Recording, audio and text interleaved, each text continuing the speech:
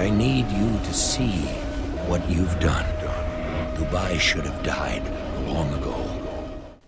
The story of Spec Ops: The Line seems to be a fairly straightforward one at first.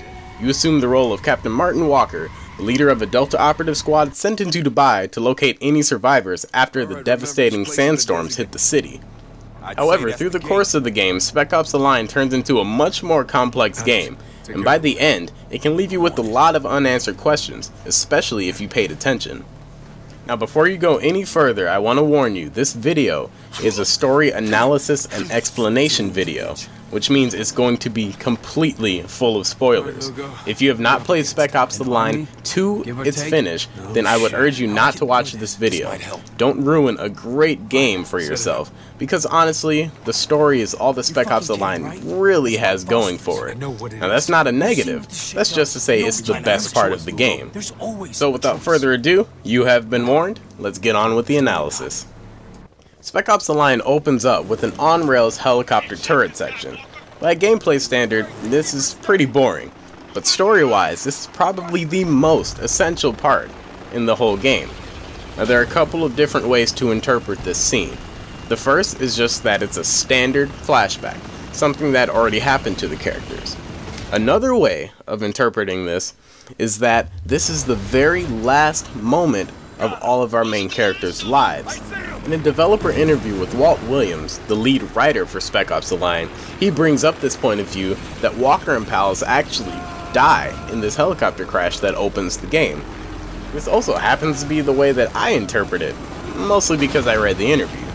I took Walt's suggestion of a way to perceive the story as more of a nudge saying that this is what we intended for the story to actually be. And when you look around, there are a lot of clues that point to this being probably what happened. Let's take the next scene, the flashback to earlier, for an example. We see Walker and Adams and Lugo walking through a sandstorm talking about their current objective. Now if you press enter and skip it, then you get a normal black fade into the game. But as Walt also pointed out in the same interview, the transitions and the fades are integral to understanding the story as well. Whenever the game fades to black, that's just a normal transition, like the game is actually just proceeding on. But whenever the game fades in or out to white, then that is when Walker is hallucinating, or he's lying and deceiving himself in some way. Now if you look at the opening scene after the helicopter scene, and you don't skip it, then you'll notice that the scene actually fades into white. Now this could mean a couple of things, but the way that I took it is that the rest of the game from this point on is actually in Walker's head.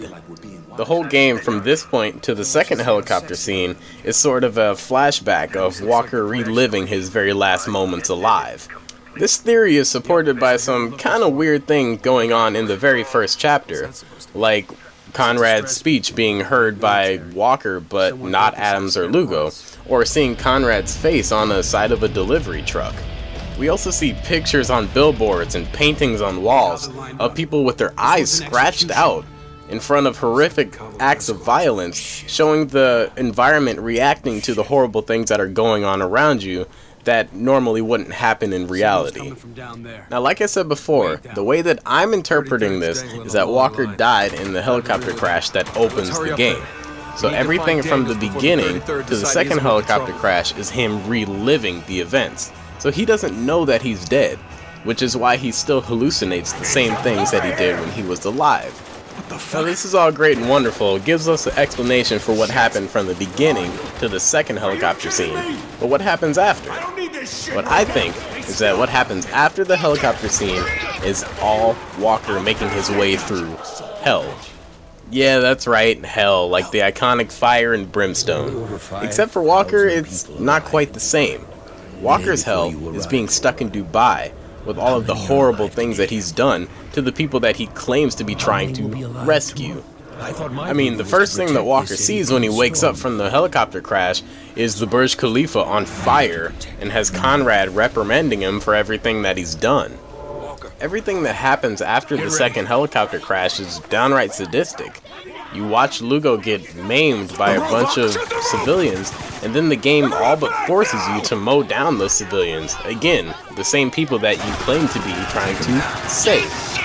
couple minutes later, you're running through a turret field, and all of a sudden Walker gets a hallucination of civilians burning alive and running towards him, with Conrad mockingly telling you, "Welcome to hell, Walker." Shortly after that, a hallucination of Lugo pops out of the door with a giant shotgun trying to kill you and Adams. And what are you forced to do? Well, you have to kill Lugo again. And then what happens just a couple minutes after you're forced to kill Lugo for the second time? Well, you have to abandon Adams and basically watch him die. We never see him die, but yeah, we know what happens. Everything after the second helicopter crash just seems to have it out for Walker. I mean, even after Lugo dies, Adams, the guy who was once faithful in Walker, just tears into him, saying that Lugo's blood is on your hands, and then points a fake gun at him and pulls the trigger. All of this seems to be a sort of torture chamber for Walker, the way that most of us envision hell would probably be like. However, somehow Walker pushes through all of it and makes it to the Burj Khalifa and finally confronts Conrad, just to find out the truth that Conrad has been dead the whole time that they have been there. Staring into a mirror at the top of the Burj Khalifa, Walker has to face his own personal demon in the form of Conrad himself. It seems that reports of my survival have been greatly exaggerated. Now, there are two ways to end the actual game, and in a lot of the things that I've read, a lot of people discount the suicide option. However, I think that that is the true way that the game ends.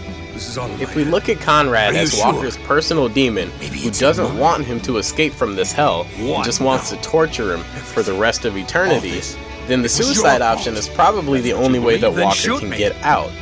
You can tell by the way that Conrad speaks and the way that he counts down when he's about to shoot Walker. He really doesn't want to. He gives Walker multiple chances to opt out, and then right before he shoots him, he asks Walker, "Is this what you really want?" and then pulls the trigger. So be it. 5. If we look at the other ending that leads to the epilogue, we'll notice a couple interesting points in the scene. First, the soldier that comes up to check up on you, he's clearly an imagination, and when you turn to face him, he and Conrad's body are both gone. This raises a bunch of questions that I do not have answers to, so I'm not even going to attempt that right now. But then when we look at the epilogue, first thing we notice is that Walker is wearing a different uniform. He's wearing Conrad's uniform, has his name tag on it and everything. If we look closely at the epilogue's transitions, we'll notice that the epilogue fades in from black, meaning that it's very possible that this is a canon ending as well. The other interesting transitions that you'll notice is that when you take the route of killing all the American soldiers and you die, you'll get yelled at by Conrad saying you can't go home, and the game will fade to black. If you kill all the American soldiers and you live, you'll be the badass Walker who says, "Welcome to Dubai, gentlemen," and walks off into Dubai, which also fades to black. But if you give up your weapon to the American soldiers, when you hop in the car, the game will transition to white and then go into the pre-rendered cutscene where the soldier asks you, "How did you make it out alive?" What this says to me is that the only possible good ending that this game had is just a hallucination by Walker. What this also tells me is that the epilogue is a trick by Conrad or your personal demon to make you think you're going home, but truly, all these endings lead back to Dubai, where Walker is going to relive his personal hell once again until he finally makes that choice to kill himself. Because video games have taught us, for the game to truly be over, you have to kill the bad guy. And in Spec Ops The Line, who's really the bad guy? Conrad or Walker? How'd you survive all this? Who said